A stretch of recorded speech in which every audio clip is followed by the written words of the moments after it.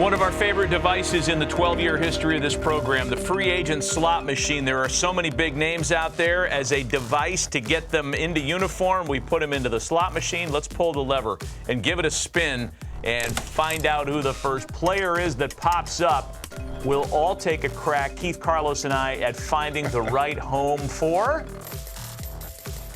Carlos Correa. Carlos Correa. The Twins had a new explosive weapon, according to Scott Boras, when he signed there with the opt-out language that we all knew they'd exercise and flex out of. Where for Carlos Correa this winter?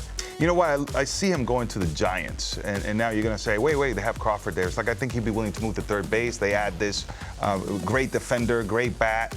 And I'll tell you what, he actually played third base in the WBC. He moved over for Lindor. He was great there. Hot take. Maybe the Mets land him because of that relationship as well. But I think most likely the Giants is going to be the team that gets him. Keith, where for Carlos Correa? I actually like where Carlos was going, but in the spirit of varying it up a little bit here, I'll say the Dodgers. Maybe a little cleaner fit with a true hole at shortstop. Obviously, deep pockets and a chance to win every single year. So how about the Dodgers, his old nemesis for Carlos Correa? Yeah, I like that. I like the idea of a big name, a sexy place for him. You're really limited to a few destinations if you qualify it that way, and I think the Cubs would be a great fit for him. He would immediately show up as the leader, and he is that kind of player. I think he's looking for that kind of situation, and all the other media opportunities and sponsorship opportunities that come along with being attached to that brand. I'm going to put him in Chicago, Carlos Correa. So we have 3 different responses for that. That's good stuff. Let's spin it again and see who comes up next on the free agent slot machine, and if we can maybe have an agreeable opinion on this next player. Who's it going to be? Who do we got? Yes. There's a lot of good-looking dudes in baseball. Well, yeah, that's one of them. Chris Bassitt, Oakland, New York last year, is really good with the Mets, as we all knew he would be. Where do you put him for 2023? I mean, I see him in a Dodger uniform. I mean, this is a kid, okay, he does not throw hard. He's not blowing smoke, but he knows how to pitch, and he keeps the ball on the ground. And it's not about just giving up ground balls. It's the fact that he gives up weak contact. So I think the Dodgers see the value in adding him, maybe, 4th starter. Just the rotation becomes better. Whichever team gets him, it would immediately be an improvement. Now, I think the Dodgers will be able to land this deal. Yep, I like that fit. Keith, where for Chris Bassitt? Oh, I've got him traveling a path we've seen before down I-95 from Queens to Philadelphia, a la Zach Wheeler. You look at what he did against the Phillies last year. 3-0 with the 1.59 ERA in 4 starts. They won the no decision, so 4-0 as a team in his starts. I guess it's the old adage, if you can't beat them, join them, or in this case, if you can't beat them, sign them. We'll put him in Philadelphia where they have some holes in the rotation. That would be a pretty nice 3 heading into a playoff season with Wheeler, Nola, and Bassitt. Yes, I'm going to agree with you. We did not get together on this before the show, but I, too, identify the Phillies as a great fit for Chris Bassitt, with San Diego coming in second, 1A, because the Pods could use him as well. A number of teams could, but with the free agent departures potentially of Noah Syndergaard, Zach Eflin, and Kyle Gibson, I think that's a pretty good fit, too. Let's spin it again and find another player. I think we're reaching some very rational conclusions here with this group so far with 2. Would agree. Next up, Who we got? Oh, our man, Nimmo. Brandon Nimmo's name has already been attached in discussions to various markets. Where for him as a free agent, Carlos? I think he stays home. He's going to go to the Mets. I mean, the way that he has gone out there and played with his discipline at the plate, staying within his parameters, making contact, this is the type of hitter the lineup needs because it sets it up so nicely. I see him returning to the Big Apple. All right. We got another agreement here, Maddie. I'm going to keep him in Queens. Also, they've got McNeil penciled in right now as the leadoff hitter. That doesn't make a ton of sense for the former batting champion, or the current batting champion, rather. You want him moving guys around, driving guys in. The question about Nimmo, obviously, how do teams feel about his defense? Well, we know how the Mets feel about his defense already in center field. They played him there most of the year. No questions about him getting on base.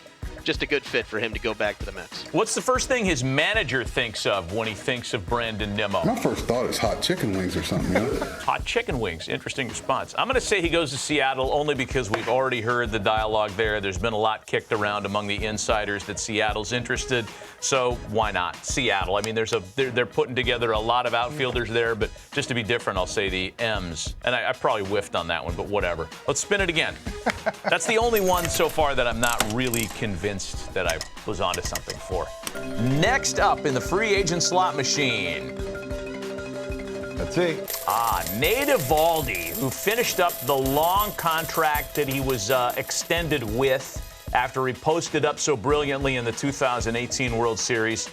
Does he go back to Boston, or is it elsewhere for Eovaldi? I think he stays in Boston. And this is a very valuable arm. I know he's got 2 Tommy John surgeries. He's not throwing close to 100 miles per hour anymore. But Nathan Eovaldi will return to Beantown. Yeah.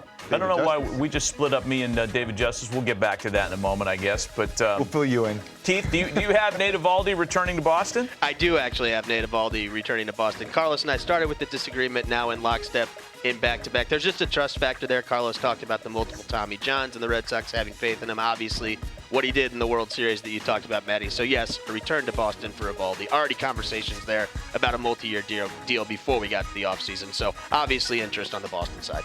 I'm gonna end this thing with Eovaldi by putting him back into one of his former uniforms. He's a much different pitcher now than he was when he pitched for the Dodgers in what seems like a different lifetime. But we saw what happened with the Dodgers, a 111 team in the postseason that ran out of pitching options in the postseason. They have the resources to make sure that never happens again. And why not go get one of the best available arms on the market, a power arm in Nate Eovaldi. I got him going to L.A., back to L.A. One last spin. We have time for one last spin. What do you got? I hate when we run out of time for this bit. Oh, that's why we had David Justice. Yes, David Justice, who has made a couple of appearances on the network the last season or so. And we were not always quite on the same page. Hey, Doug, I'll tell you this, man. Hey, Doug, I almost got emotional just looking at that. Anytime, Doug. Have a great one, brother. Without further ado, David Justice, give us the big news.